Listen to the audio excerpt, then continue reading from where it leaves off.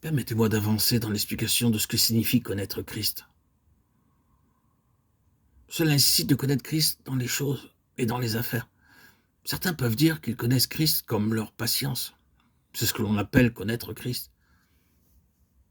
D'autres peuvent le connaître comme étant leur amour. D'autres encore connaissent Christ comme étant leur humilité. Une telle connaissance produira un effet radical dans la vie. En conséquence, vous pourrez en déduire qu'il n'y a pas de choses dans votre vie.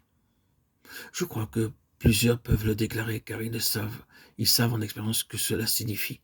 Dans le monde même, dans leur monde spirituel, il n'y a pas autre chose en dehors de Christ. Par exemple, ils savent qu'ils ne sont pas saints en dehors de Christ. Cela ne signifie pas, bien sûr, qu'ils ne sont pas saints en expérience, mais que maintenant Christ est leur sainteté.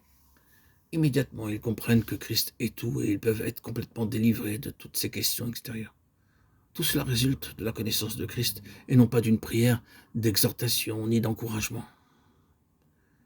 J'aimerais que tous les serviteurs de Dieu remarquent bien le fait suivant. La solution ne réside pas dans l'exhortation ou dans les encouragements, mais dans la connaissance vivante de Christ. Une connaissance plus profonde de Christ. En encourageant les croyants, nous les incitons seulement à réagir d'eux-mêmes. Mais lorsque Dieu leur ouvre les yeux, ils connaîtront Christ. C'est en cela qu'est la vraie solution. De telles paroles peuvent être répétées des centaines de fois sans résultat, jusqu'à ce que Dieu ouvre nos yeux pour saisir que Christ est ce que nous cherchons vraiment. Beaucoup le connaissent comme le Seigneur qui les justifie, néanmoins, ils ont peur de Dieu, parce qu'ils ne connaissent pas Christ comme en leur justice. Beaucoup savent que le Seigneur Jésus est celui qui les sanctifie, mais ils s'attendent à recevoir la sainteté de la part de Dieu. Et pourquoi? Parce qu'ils recherchent uniquement la sainteté. Puisque le Seigneur est celui qui les sanctifie, ils lui demanderont la force pour être saints.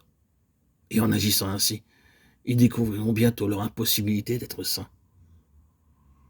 Ce n'est que lorsque Dieu aura ouvert leurs yeux et leur a donné la lumière pour voir que Christ est leur sainteté, non leur désir d'avoir la sainteté, ni la puissance que Dieu leur accordera pour être saints, que leur difficulté sera surmontée, car Christ est alors devenu la sainteté en eux. Permettez-moi de vous dire, frères et sœurs en Christ, que nous pouvons perdre la puissance, mais que nous ne pouvons jamais perdre Christ.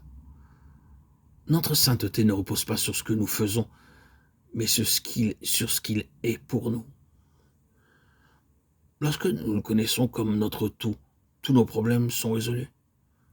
C'est pourquoi je n'ai d'autre message que celui-ci, Christ est tout.